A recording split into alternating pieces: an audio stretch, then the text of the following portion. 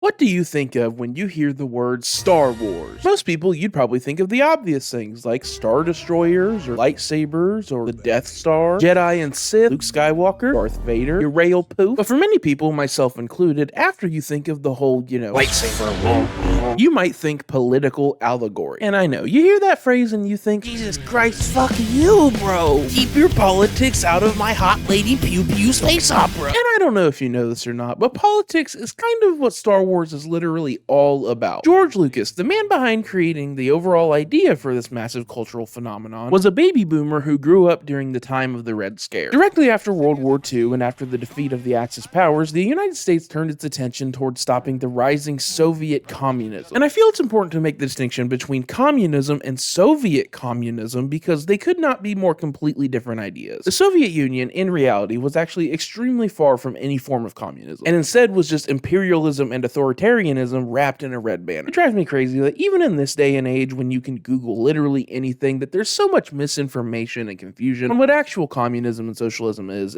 But we're getting off topic. But anyways, George Lucas was a part of this generation that got a front row seat to things like McCarthyism, the Korean War, the Vietnam War, the rampant flooding in the media of pro-capitalist, anti-communist propaganda, and unlike a lot of other people at the time, and even now, people who applauded these things and people who just had their brains rotted by having all this terrifying Red Scare shoved down their throats all the time, being constantly told communism bad, nationalism good. George Lucas seemed to actually pay attention to what was happening in the world around him. He was a part of this generation of people who were just shown that there was no other way of thinking, or more accurately, were being told that any other way of thinking that strayed from the norm at the time, anything other than total unwavering support for our country no matter what it did, that's wrong, abnormal, evil, and traitorous. With the rise of ultranationalist American propaganda also came the rise of people who just straight up didn't vibe with it, brother. And in came the counterculture era. And with the increasing popularity of the counterculture/hippie movement also came people who were just able to see the patterns. The patterns of flag-waving ultranationalism that was and still is rampant in American culture. It seemed very reminiscent of an enemy that we had just gone to war with and defeated very recently. And one of the many people that saw these patterns was the man himself, George Lucas. In 1977, when Star Wars was released onto the big screen and changed pop culture forever, those counterculture themes were ever present throughout. A fascist imperial regime built off of a failing bureaucracy, using industrial and technological prowess to suppress and silence. A ragtag group of rebels using scraps for makeshift weaponry, using guerrilla tactics to defeat this massive oppressive force that rules over everything. If you can't tell by now, the original trilogy was not just about World War II, but was also heavily about the Vietnam War. I would even go as far to say that it was more about the Vietnam War than it was World War II. Now, does the Empire take themes and ideas from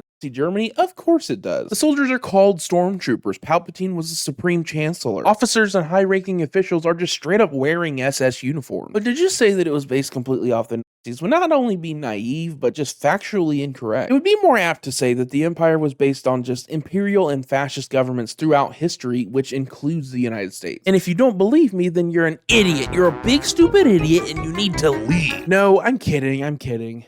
Kind of. But for real, if you don't believe me, there's a really good interview with James Cameron and George Lucas where they're discussing science fiction. And in that interview, there's an incredibly insightful bit where George Lucas talks about what the real world inspirations were for his story, and he says pretty much basically what I just said. If you'd like to see it for yourself, I highly recommend it, and you can find it on YouTube. It's great, and I honestly think it's an important piece of media, especially for today's discussion. And I also think that it's really important because those exact same patterns that were being seen and recognized then are also being seen and recognized today. Even in the early 2000s, when George Lucas was making the prequel trilogy, those patterns were still happening. The Viet Cong of the 60s and 70s that directly inspired the Rebel Alliance were now Mujahideen resistance fighters. Richard Nixon, who had partially inspired Palpatine, was now George W. Bush. Even newer characters of the prequels were named after and inspired by real-world people. Newt Gunray, who was the leader of the Trade Federation, was actually a fill-in for Newt Gingrich and Ronald Reagan. Lott Dodd was named after Senator Trent Lott. I bring this up not only because it's relevant to the discussion, but also because there's still so many people who refuse to believe that Star Wars is or should be in any way political. If you are one of those people, I genuinely want to ask you,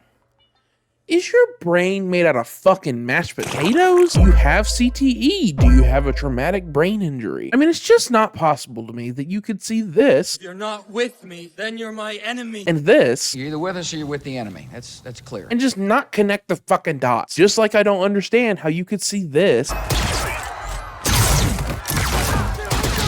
And this.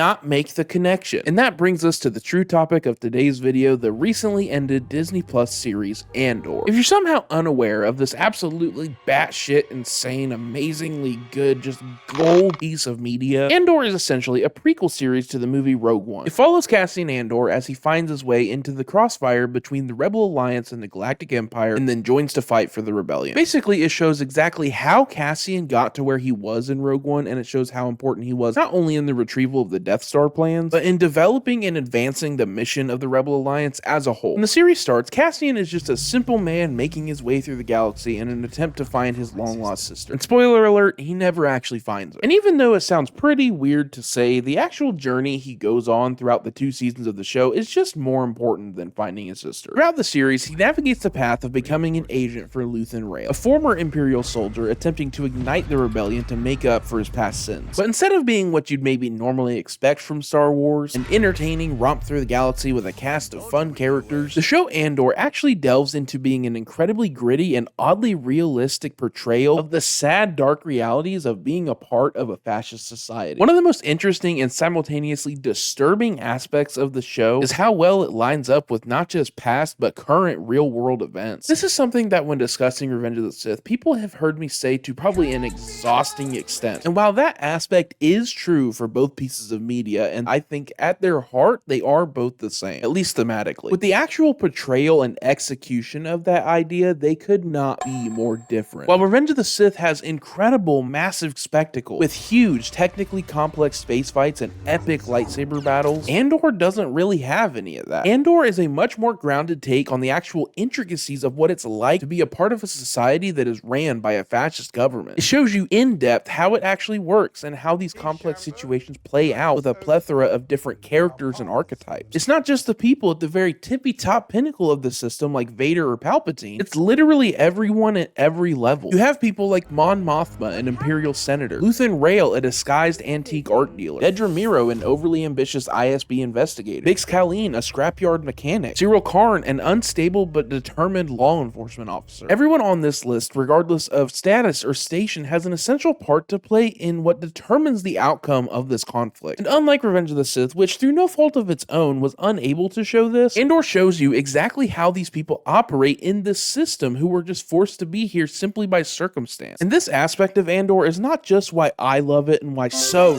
many other people love it, it's also maybe even mischaracterizing it to call it an aspect of the show. From what I can tell, the anti-fascist message of the show is maybe even just the point of the show and why it exists. Now, is the baseline point just to have a show that tells a good story? Yeah, of course. That's what all visual media is. Well, not all of them. I guess a lot of it is actually just to make a shitload of nostalgia bait money, but that's not the point of what I'm saying. The point is that specifically for Andor, it is a vehicle that is meant to show you how exactly these societies operate. And the reason it wants to do that is because it wants to show you the patterns and to show you real life parallels that are easy to digest because it is actively happening around you. Basically what I'm saying is that Andor exists not just for the purpose of being entertaining, but also to show you what is happening in the world around you within that entertaining piece of media, which is exactly what George Lucas intended with the original movies that started this franchise. George Lucas is political. Star Wars is political. It's just how it is. And that's not just why I like it, but why so many other people like it too, even if they don't realize that that's the reason. It sends a good message in an entertaining way. And boy, is it entertaining. Holy shit. I feel like I say this every time I make one of these videos where I just rant and rave about a movie that I really like, but fuck it, I wouldn't say it if I didn't mean it, which is my general rule for everything. You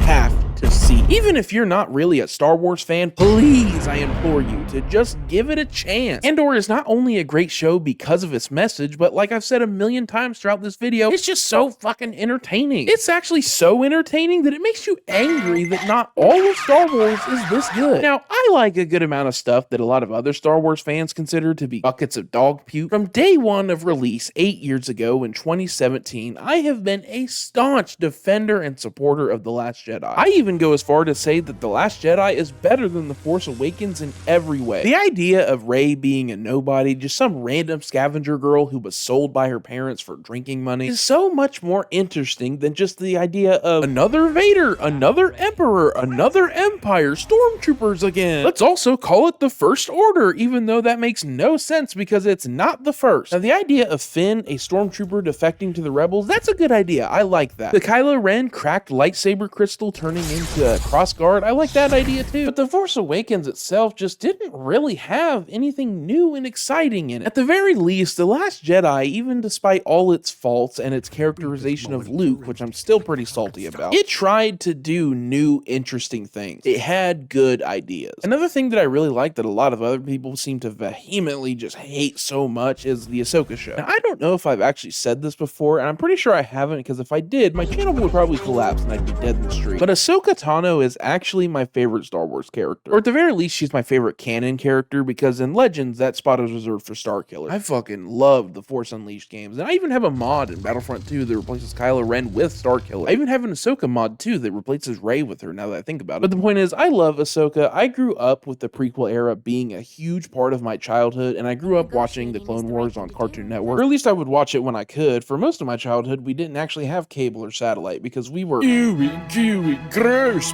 boring. So when Ahsoka first came into live action in The Mandalorian, I was bursting out my britches, leaking like a goddamn faucet, and not from where you'd think. And then when it was finally announced that she was getting her own live action show, I was ecstatic. Her character was just too good to show up in Rebels a few times and then never show up again. And then finally the first episode came out and it was better than I expected. It was better than I'd even hoped. Until you get to the end and Sabine gets Qui-Gon'd without actually getting Qui-Gon. Which I know this isn't a new thing, but that makes no sense. Lightsaber blades have to be like thousands of degrees hot. That would have liquefied her guts into soup. But ignoring that, Ahsoka was, I thought, actually pretty good. I loved seeing Hayden Christensen again. I especially loved seeing him in Anakin's Clone Wars outfit. I like seeing Ezra and Sabine again. I even like the general idea of anybody can be a Jedi and can just access the Force if they train to use it. Which, before people get all salty and start frothing at the mouth, that has always been a thing in Star Wars. I know people get upset at that idea, but it has. Luke said it in a Kylo Ren comic. Cultists that try to kill Jar Jar in the Clone Wars said that everybody has midichlorians, and even Qui-Gon said it in Episode 1. George Lucas himself has said multiple times that anybody can do it, you just need to be trained to use it. I like Baylan Skoll and Shin Hati a lot. I even actually think that their lightsabers might be my two favorite designs in the entire universe. So fucking cool. I loved Ahsoka, I really did. And I loved The Last Jedi, I really did. But compared to Andor, they're basically two ham and cheese Hot Pockets next to a filet mignon with Chardonnay. They're good, but they're not this good, and that makes me angry. It makes me angry that they could have been this good the whole time, but instead they just relied on nostalgia bait and just, look at this thing, remember this thing? You liked this thing before, so let's never change anything ever. Which is, again, the big reason I didn't like Force Awakens that much, and why I especially hated The Rise of Skywalker. The whole time, they could have taken risks like Andor does, instead of focusing on just like advancing canon, which is important, but shouldn't be the focus. Andor did that. It took those risks. It expanded the universe in a way that felt familiar in tone, but new in execution. And that is why Andor is the best Star Wars show, and is even in contention for the best of Star Wars. Also, I've heard the higher ups at Disney are apparently mad that people point to Andor as the good Star Wars show because the other people have just gone so far into supporting the Dave Filoni side of it, and that's just so funny to me. Alright, well, I think that's gonna be it for today, fellas and ladies. As soon as the first episode of Andor Season 2 came out, I immediately knew that I had to make a video about it because it's simply too good. Also because there's been just some stupid fucking hate from people like Star Wars Theory and that Star Wars girl on Twitter. That's actually her name. I'm not just calling her that. People that are mad that it just shows accurate portrayals of a fascist society because it lines up too well with what's happening in the real world and they don't want to face that reality. Well, fuck you, face it so we can get better. Your opinions are shit. But anyways, remember, don't forget to like and comment and subscribe and all that jazz, because it just really helps me out. There's also the Ko-Fi donation link in the description. Donate if you can, you don't have to, but any amount always helps me. And as always, I hope I made you laugh, I hope I made you smile, and I will see you when I do this again. Oh, and if you have Battlefront 2, go play it. There's a big resurgence right now, and it's awesome. Bye.